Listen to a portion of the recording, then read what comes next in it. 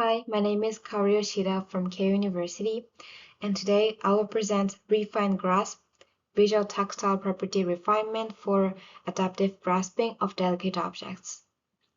This work was conducted through the Robotics Institute Summer Scholars Program at Carnegie Mellon University with Uksang Yo, Yumin Mao, and Professor Jeffrey Ignoski.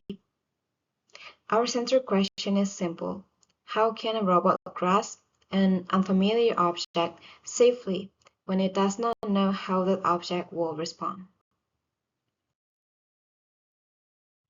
Household robots encounter many objects that they haven't seen before.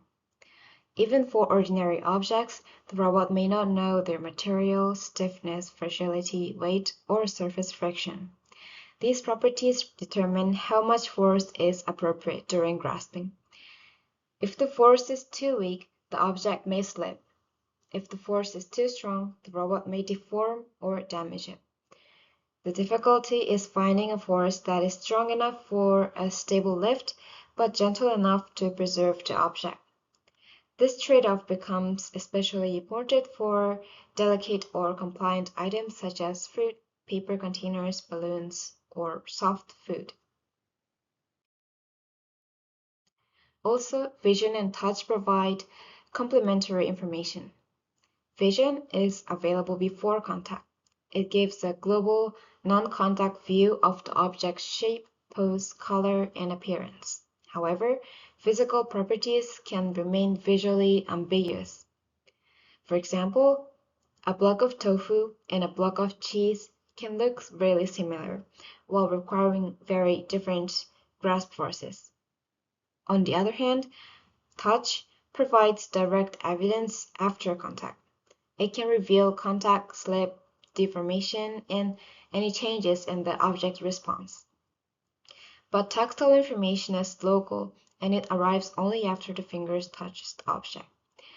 If we rely only on touch, damage or slip may already have started before the robot reacts. Therefore, our idea is to use vision to form an initial expectation, then use touch to correct that expectation continuously during the grasp. This project has three objectives. First, we build a visual-tactile framework that estimates object properties before contact and refine those estimates during execution. Second, we design a closed-loop strategy that adapts the grasp force target using both tactile evidence and the current property estimate. Third, we implement the pipeline on real hardware, an X-arm manipulator, an inspired Dexter's hand, and a Z mini RGBD camera, and test it with household objects having different physical characteristics. The method consists of 4 stages. First, visual prior estimation uses an RGBD observation and a vision language model to project priors for compliance, fragility, and friction, with a conservative initial grasp force target. Second, the robot selects the grasp pose and approaches the object with a low force initial grasp. This reduces the risk of damaging an object when the visual projection is uncertain. Third, after contact, the hand records joint angles, fingertip tactile signals, and actuator feedback. The update model compares the observed response with the previous estimate in action. Finally, the controller uses the refined estimates to adjust finger motion and the force threshold. These last 2 stages form a loop. Each action produces a new tactile observation, and each observation can change the next action. This figure shows the framework in more detail. On the left, the RGBD image is used for plane detection, object segmentation, and selection of a grasp candidate. Chain's visual reasoning then produces the initial property belief. From this belief, the system chooses a conservative force target and begins closing the fingers. On the right is the online refinement stage. At time t, the model receives 3 inputs: the previous property estimates, the current tactile observation, and the previous robot action. It predicts the correction, delta theta, and adds this correction to the previous estimate to obtain the updated estimate. The grasp policy then generates the next action, including the force and position commands. The important point is that the visual projection is not treated as a fixed answer. It is only the starting belief, and during physical interaction, tactile evidence can revise that belief. For example, evidence of slip can justify increasing force, while evidence of excessive deformation can justify decreasing it.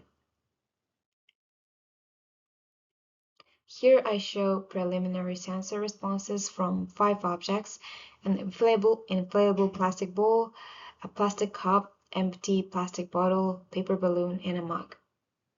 The rows show actuator feedback, fingertip normal force related signals, shear force, and joint angles during grasp execution.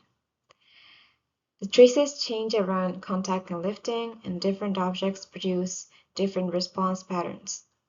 This confirms that the acquisition pipeline captures information about how the object responds during grasping. At this stage, however, these results demonstrate system integration and sensing behavior rather than final comparative performance. The next evaluation will compare vision only, tactile only, and combine visual-tactile control using repeated trials, lift success, and deformation.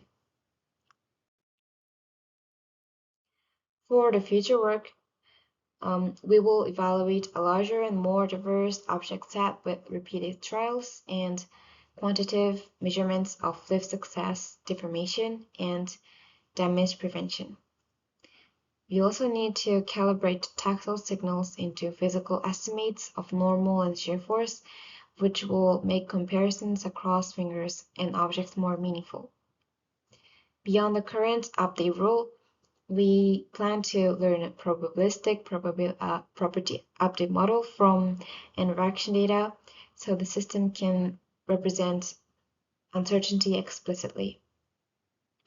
And finally, we want to extend the tasks from pinch and lift grasping to coordinated multi-finger grasping, slip recovery, and in-hand manipulation. To conclude, safe grasping requires a belief that can change.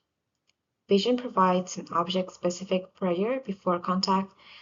Touch reveals the object's actual physical response, and control turns that correction into a gentler and more stable grasp. The main contribution of ReFineGrasp is therefore not simply using 2 sensors. It is connecting perception and action in a continuous loop. Vision initializes the robot's expectation, interaction tests it, touch refines it, and the next action adapts accordingly. This approach is intended to help robots handle unfamiliar and delicate objects more safely. For the acknowledgement, this work was supported by RIS program at CMU. I would especially like to thank Rachel Burson and Dr. John Dolan for organizing the program, and Professor Jeffrey Gnosky, Uksang Yo, and Yuman Mao for their thoughtful advice and guidance. I'm also grateful for the partnership between Carnegie Mellon University and Keio University, and for the sponsorship of SoftBank Group Corp and ARM. Thank you very much for listening.